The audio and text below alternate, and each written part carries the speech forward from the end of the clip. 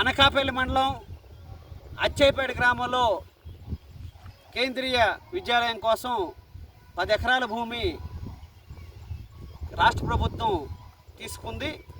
దీనికి సంబంధించి 14 రైతు కుటుంబాల నుండి స్వచ్ఛందంగా ఇచ్చారు. ఆ రోజు ఎంపీగా ఉన్న సత్యవతి మేడం గారు, అట్లాగే జిల్లా కలెక్టర్ గారు, ఆర్డీఓ గారు వీళ్ళందరూ కలిసి ఈ ప్రాంతం బాగా అభివృద్ధి అయ్యేదానికి అవకాశం ఉంటుంది, మీరు ఈ భూములు ఇస్తే మీ పిల్లలకి భవిష్యత్తు ఉంటుంది, అక్కడ చదువుకోవడానికి అవకాశం ఉంటుందని చెప్తే స్వచ్ఛందంగా ఇవ్వటం అనేది జరిగింది. ఈ భూములు తీసుకున్నప్పుడు 2013 భూసేకరణ చట్టం ప్రకారంగా వీళ్ళకి నష్టపరిహారం ఇవ్వాలి. అదే సందర్భంలో అక్కడ ఉద్యోగ అవకాశాలు ఇవ్వాల్సి ఉంది. అది కూడా పక్కన పెట్టి ఈ ప్రాంతం అభివృద్ధి అయ్యేదానికి అవకాశం ఉంటుందనే దాంతో స్వచ్ఛందంగా భూములు ఇచ్చారు.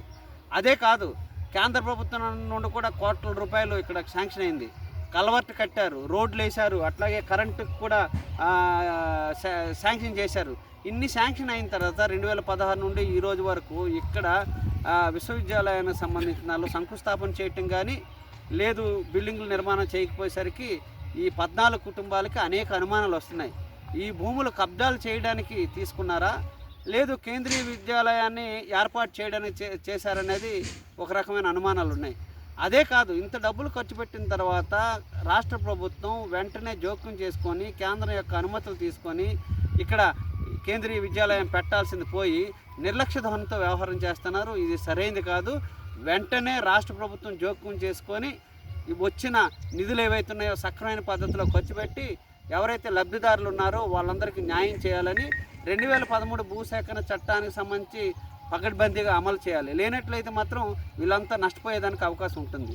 ఎందుకంటే వీళ్ళందరూ జీవాల మీద ఆధారపడిన వాళ్ళు, చిన్నకారు రైతులుగా ఉన్నారు. ఈ భూములు తప్ప ప్రత్యామ్నాయ భూములు లేని స్థితి ఉంది. అయినప్పటికీ అంటే విశాల హృదయంతో ఈ ప్రాంతం అభివృద్ధి అవుతుందనే ఉద్దేశంతోనే భూములు ఇవ్వటం అనేది జరిగింది.